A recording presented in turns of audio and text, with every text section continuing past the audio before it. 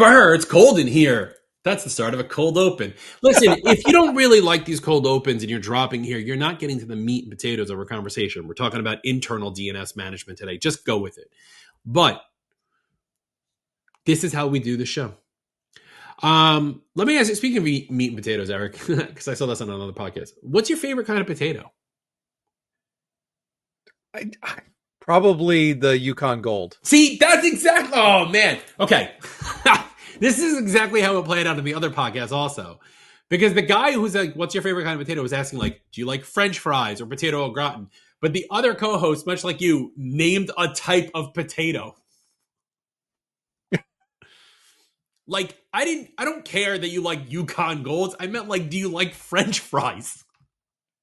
Okay, so if you want to know what my favorite preparation... Nope, this conversation's over. We're going to talk about DNS now. Near.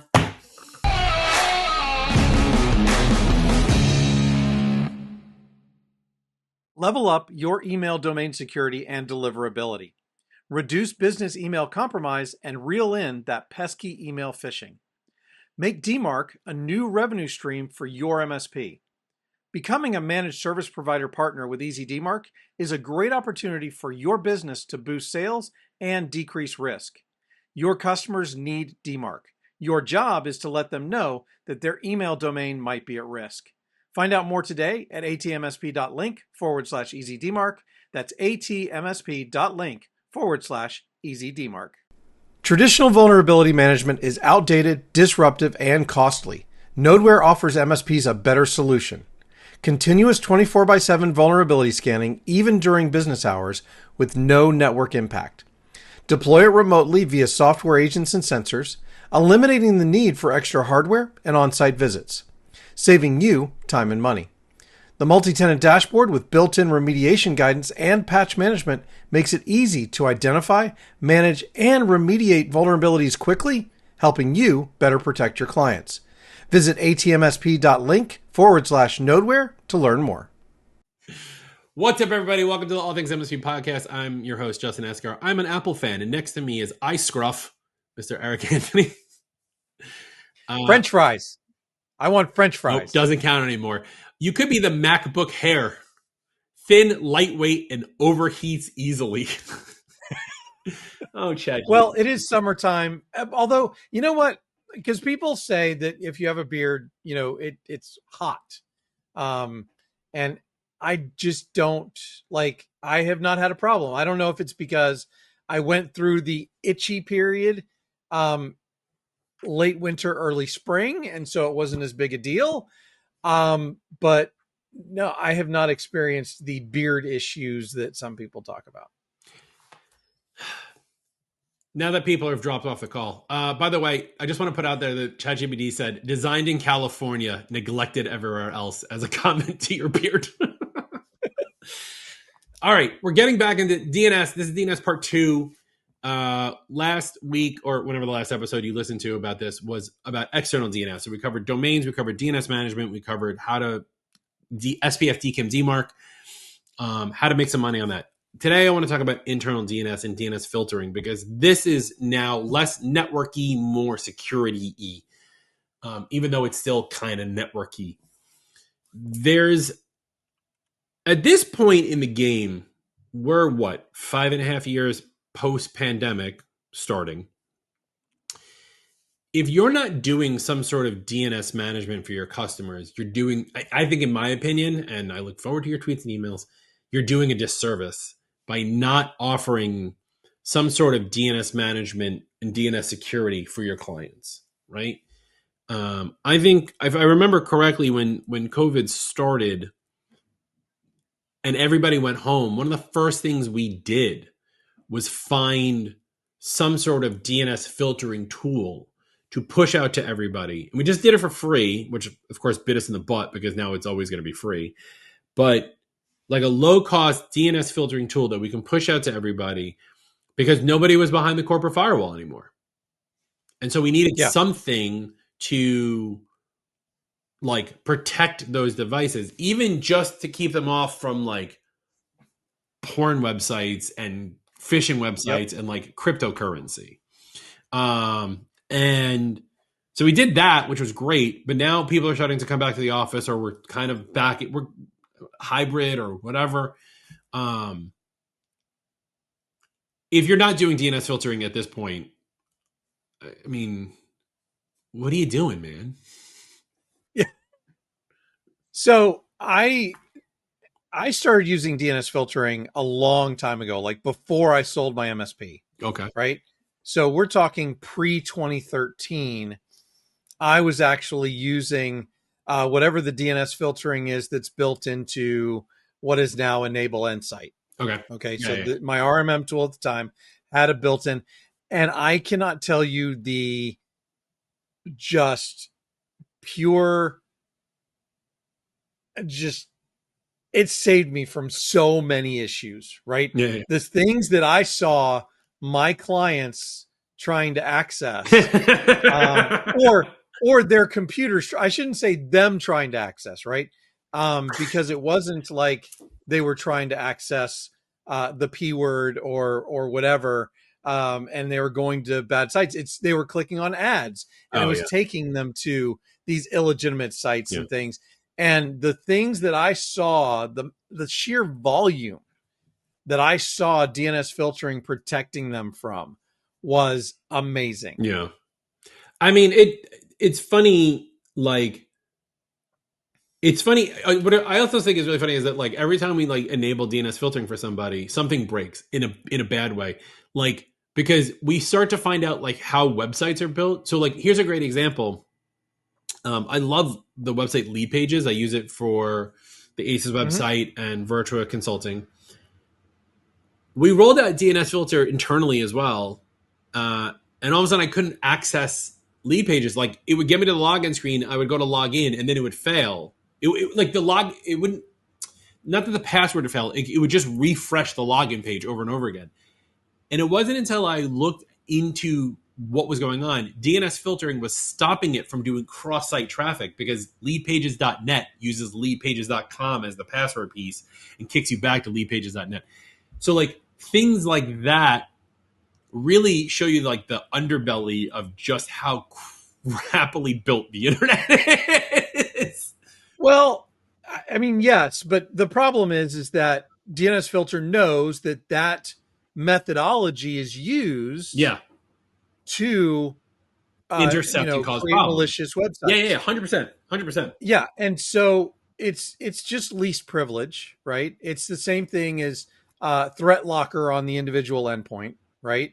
And there has to be a certain degree of least privilege out there to protect you from things like that. Right. And, you have to put in an exception for Lead Pages. Right. So which we did. But it's funny, like, especially because sites that are built off of like AWS, we run into that a lot also. Or they use some sort of subdomain that is somewhere else. Like that cross-site traffic problem does come up quite often, depending on especially the bigger websites, because we all think like you go to Facebook or UPS or whatever, and it's just that site, and it hardly ever is. So DNS filtering is great and also helps you understand how the internet works. But DNS filtering is definitely, I think, like a good first line of defense. And that was when, like I said, when COVID happened, we needed something. We needed to do it fast. And so we pushed this out to everybody. We kind of just blanketed some baseline rules, like of what is allowed and not allowed. We also blanketed new domains because that's also a threat vector. I'm going to use a big word here. Threat vector, which also bit us in the butt because when the client is a web developer and needs to like spin up new domains, they can't even access their own stuff. Yeah, but again, it's completely accurate that is something that's used by malicious sites. The other one, by the way, that bit me when we started doing it was the link shorteners. Same thing, right? Yeah. Because people will use the link shorteners to point to a malicious website. And it hit me twice because A, we were using a link shortener. B, atmsp.link was a brand new domain. Yeah. And it's what we use as our custom link shortener. So when we're telling you to go to, I'll use the one we were talking about last time, EasyDmark. If you go to atmsp.link /EasyDmark, it was for a lot of people getting caught in their DNS filters. Now, I think we've gone beyond that now because it's been out there long enough that we are more trusted now. But, I wanted to create something cool for our sponsors, right? And be able to shorten their links or whatever and kind of keep track of clicks and stuff like that. So we could tell them how effective their advertising on All Things MSP was. I do like that you think that we're trusted. I don't no. Do you trust us? Well, people trust us. Hey, yeah. listen, I don't know listener, how well that. Do you trust us? Facebook.com/group/all things MSP. Just write yes or no. Let us know. I think also the DNS filtering, like the one that we're using, what's cool about the one we're using is it has both the roaming client to install on the device itself, but also has resolvers that we can put into their firewall. So when they are in the office, the DNS knows and will turn, basically, I'm using the wrong terminology here, but basically turns off the roaming client and forces it through the firewall, then back through the DNS filtering. So you don't have competing DNS filters, which I think is really cool. I know there's a lot of products out there. I think a big one that a lot of people are using are Cisco Umbrella. That's a major player in the game. DNSFilter itself, DNSFilter, one word. And you can do it with Cloudflare also. Cloudflare, I remember I think it was when COVID started, Cloudflare put out there, like, if you want to put DNS into kids' devices, I think they had like 1.1.1.1 was immediately like a no pornographic DNS filter, and like 1.1.1.2 was like something, they added a couple other things in there. Right, because you need a primary and a secondary. Right. Yeah. What I'd be interested to know about, because again, this isn't something that comes up in the Mac world, is I know that like when people spun up AD servers and you used to have domain controllers in Office, you would always point the DNS of the devices in the office to the domain controller. So it could always get resolving information from the domain controller, right? Look at me using PC terms. You guys think I only do Mac. Now that like on-prem domain controllers are like a thing of the past for the most part, I'm sure big enterprise still has to have something for some reason. But like, I'm curious as to what PC MSPs are doing now for that stuff, because most people are using Entra for their Active Directory, right?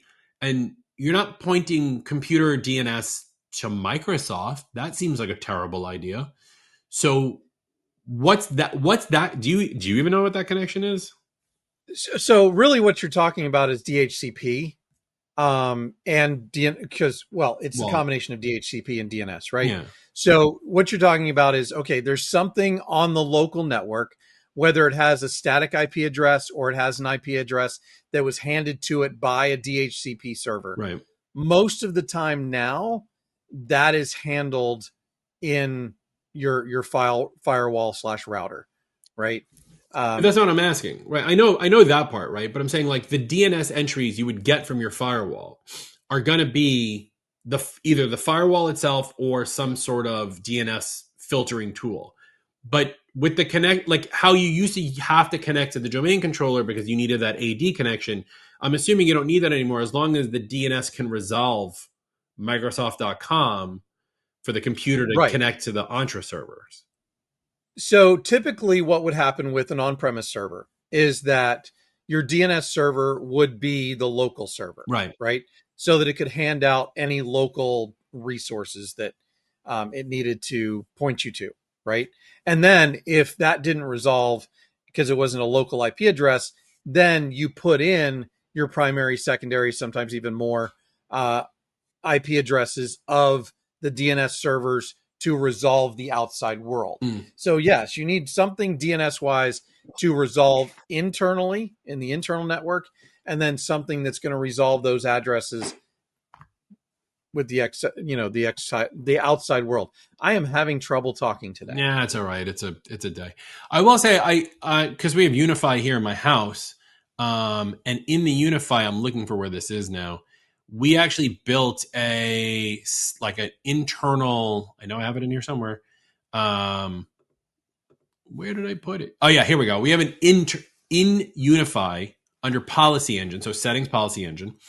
You can do local DNS internally this way. So I have like my Plex server that's here in my house, which is just plex.plex because I needed something.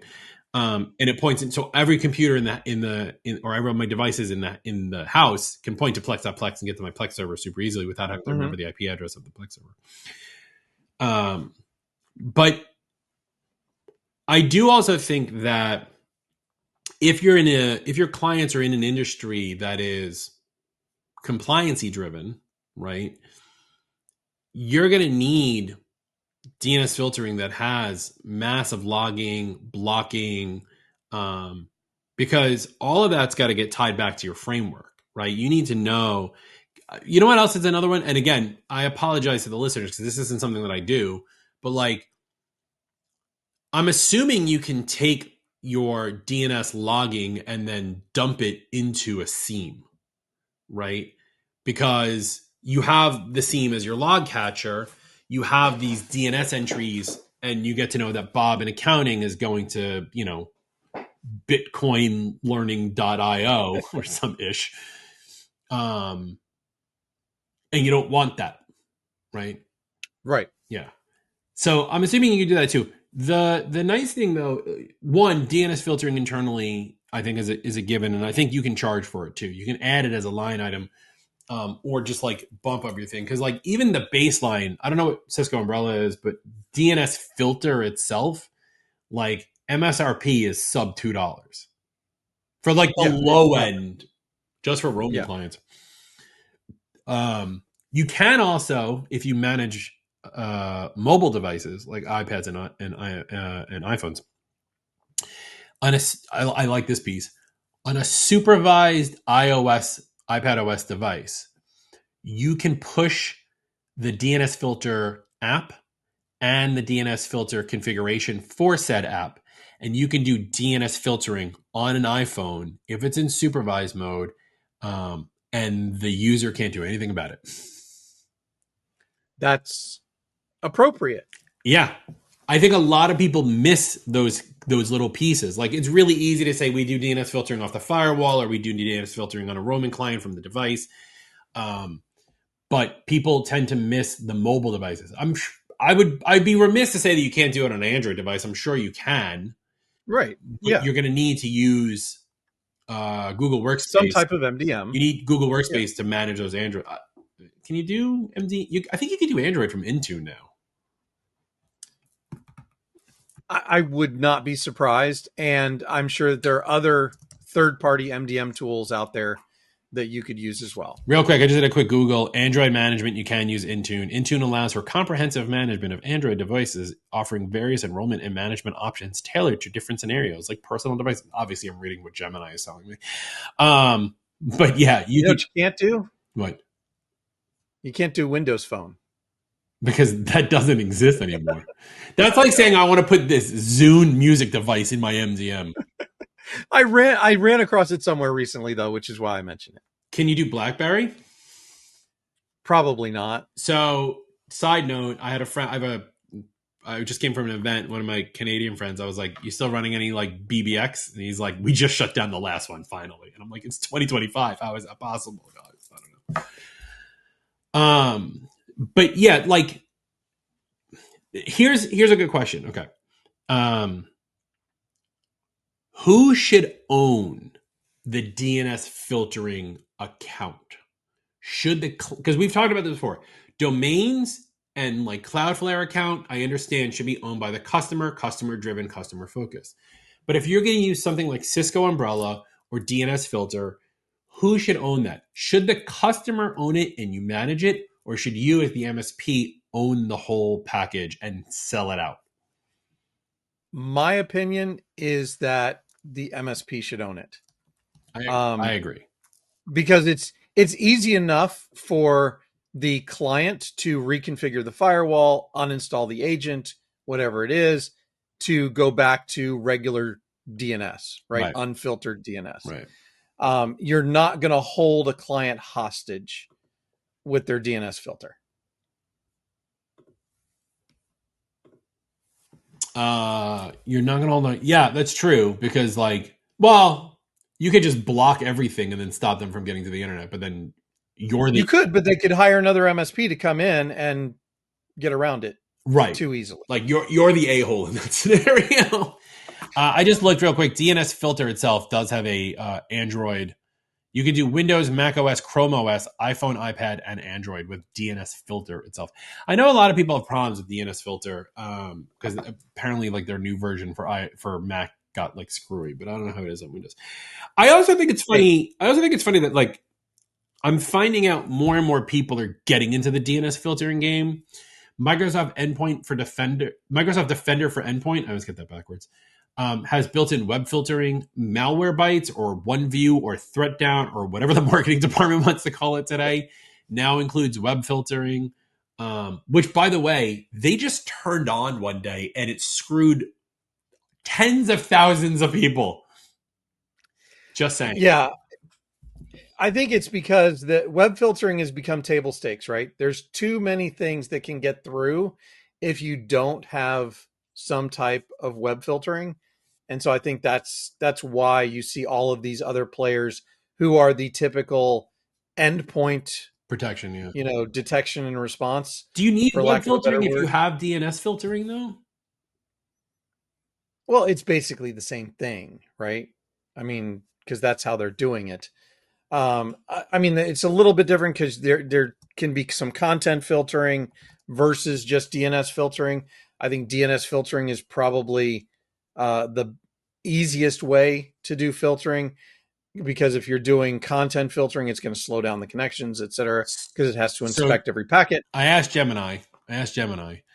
DNS filtering and web filtering are both used to control access to websites, but they operate at different levels with different approaches. DNS filtering restricts access based on the domain name, while web filtering can control access to specific URLs or even the content within the website. And I think that's kind of a different approach, right? But at the same time, it's content versus reputation. Right. Because like if you go to a website and you only have DNS filtering and the website is loading an ad from a third-party site and that third-party site is blocked, you're not going to see the ad. So it won't really matter at the end of the day. I think DNS filtering is faster because it's a more global thing, whereas web filtering is more just direct on the computer itself. But DNS filtering is like you said, I think DNS filtering, web filtering is table stakes at this point, and it should be part of your package. And you should be charging a couple pennies for it. At the end of the day, really, like what we've always talked about is how to make more money. And I think between the last episode and this one, like you could easily be charging $50 to $60 extra a month per device for domain management, DNS, external DNS management, DNS filtering, web filtering, and logging and reporting. I think a big piece of this, and a lot of people don't do this. And again, I'll be honest, we don't do this. Is the reporting? That's not true. We do a little bit, but I'll tell you what we do in a second. Is the reporting of the DNS filtering. So we actually have two clients who actually want this. So once a month, Lauren and our team goes into DNSFilter, because that's the tool we use, pulls just a generic like number of websites allowed, number of websites blocked, number one person who caused the most damage, and just sends that off as a report to somebody every month. And I would love to get into automating that. We'll talk about that in another episode.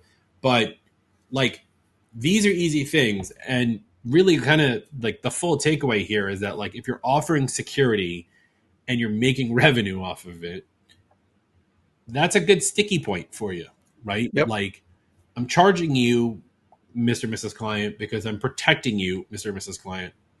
We're good.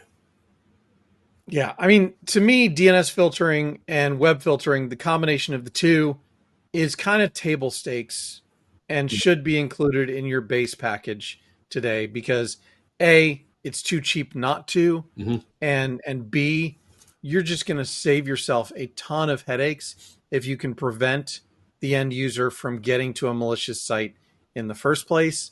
Because once they get to the malicious site, all about their own. It's over. Yeah. They're owned. I mean, I think, not to tote Apple's greatness, but I think that's the big piece here is that like for us as Apple consultants, it's way less of a risk because Apple computers, Mac OS isn't able to get things like encryptionware yet, BitLocker yet.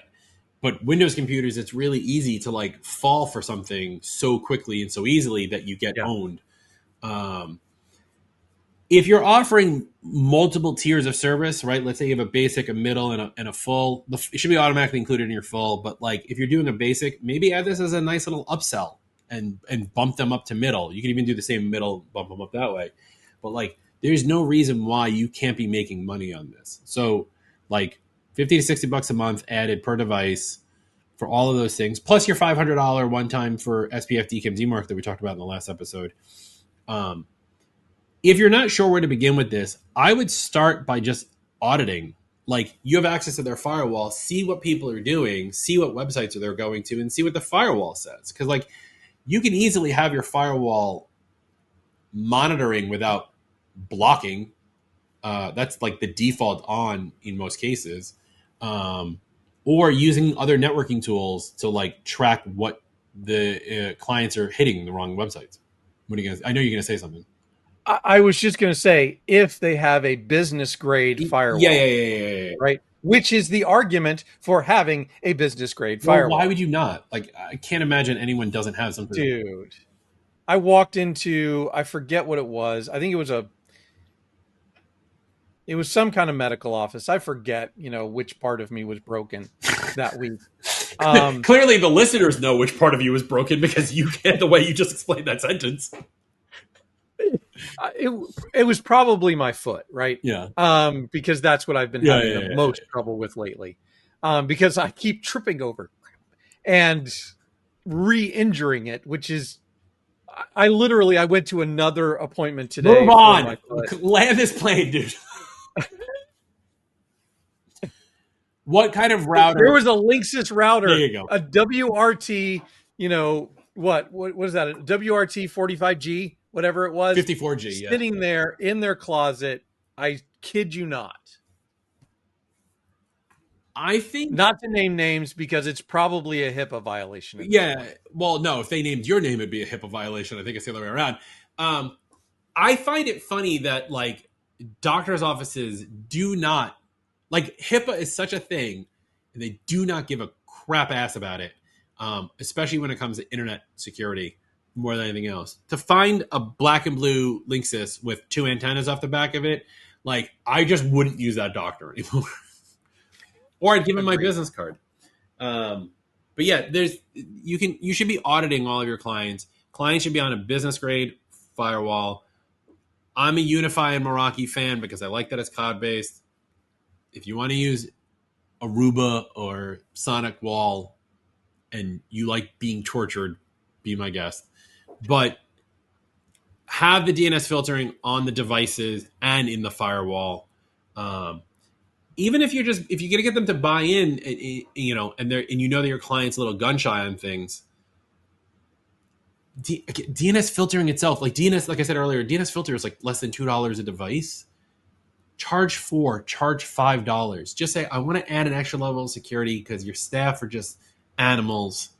It's going to cost $5 a device. If you have 30 devices, it's $150.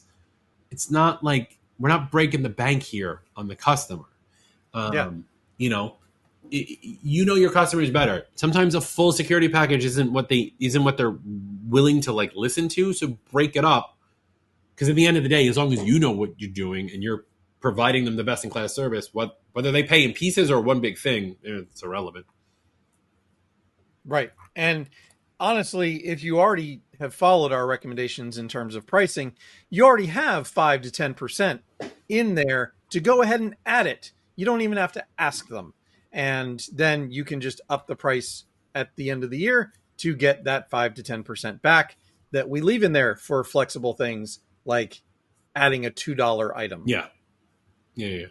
I would do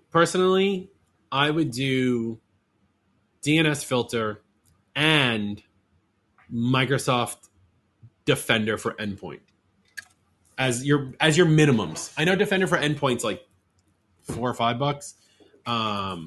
I would do those two in conjunction with one another as your baseline, and then you move up from there. Also, having a business class firewall or whatever, fine, whatever. But yes, baseline those two and move up from there. Agreed? Agreed. It's the first time you didn't say agree to disagree. I mean, that means one thing. You're also agreeing to the fact that it's the end of the episode. I think it's time. Yeah. Get your DNS in check, people. It's not that hard. Anyway, follow us, facebook.com/group/allthingsmsp. Let us know what kind of DNS filtering you're doing, or if you want to post it anonymously, tell us what's the worst thing you saw in someone's DNS filter. I look forward to reading those. Check us out, youtube.com/@allthingsmsp. Like, subscribe, ring the bell. So all the podcasting tools. We're on iHeartRadio, I think. I know we're in Stitcher and Apple Podcasts. Cool. Yeah, that's it. Any last words about DNS? Don't cost us another quarter. AITA for blocking Google in the DNS filter? Yes, but you're not if you don't block LMF. DuckDuckGo? No. DuckDuckGo. No, it's hold on. I have to figure this one out for you. Well, and while you're doing that, I'm just going to say again, French fries. I saw what you're doing. And if you don't understand what that means, go back and re-listen to the beginning of the episode, please. You can block Google, but you have to allow LMGTFY. Yeah. If you don't know what that means, use DuckDuckGo and look it up. LMGTFY. Yeah, exactly. That's exactly what it is. That's Eric. I'm Justin. Bye.